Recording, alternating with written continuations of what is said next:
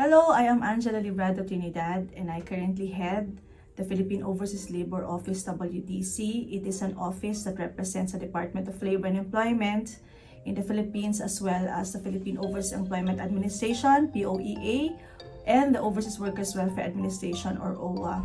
As such, we are in charge in the implementation of all policies relating to the recruitment and deployment of our overseas Filipino workers, particularly to the United States and the Caribbean islands.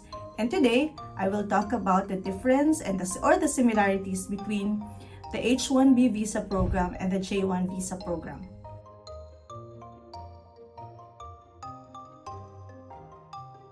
Let's go to the similarities first. Both will enable our Filipinos to be in the United States and stay for a certain period of time. And that's the only similarity. The differences between the H-1b visa program and the J-1 visa program are the following. The first one, in terms of the agencies supervising these programs in the United States and in the Philippines.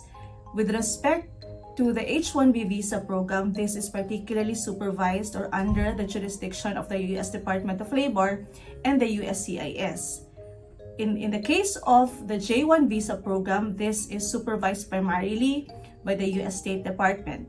On the side of the Philippine government, the H-1b visa program is supervised by the Philippine Overseas Labor Office, and the J-1 visa program is handled by our Public Diplomacy Section of the Philippine Embassy, and in the Philippines, the Department of Foreign Affairs and the Commission on Filipino Overseas. The second difference is with respect to the pathway.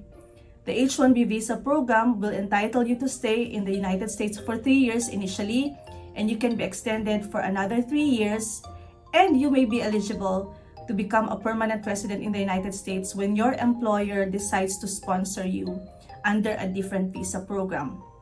In the case of the J-1 visa program, you have a fixed period of 3 years and may be extended only up to 2 years, and this will be subject to the regulation by the Commission on Filipino Overseas.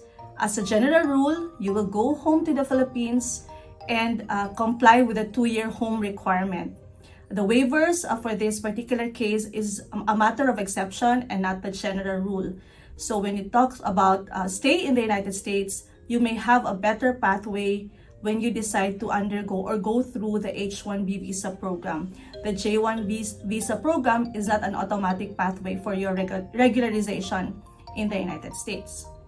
The third one, which is more important, is with respect to the costs involved in these visa programs. In the H-1b visa program, which is a non-immigrant work program, all recruitment-related costs will be borne or shall be borne by the employer. There shall be no case where our employees will be made to pay for any recruitment-related cost. So if there are any costs that our workers or H-1b visa grantees or holders will be able to shoulder, they shall only refer to documentation costs like your passports or anything that has something to do with the release of your documentation.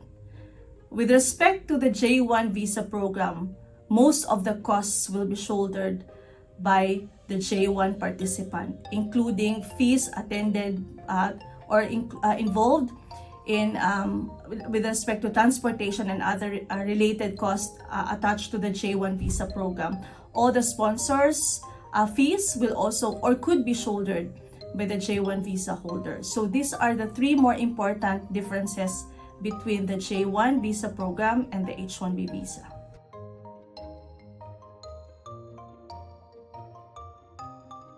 Okay, so since our office is in charge in regulating the deployment and recruitment of our workers to United States and the Caribbean islands, if you have some questions specifically with respect to the H-1b visa program over which our office has jurisdiction, you may contact us through our email at laborofficewdc@gmail.com, or you may go to our website at POLO washingtonwdc.dole.gov.ph.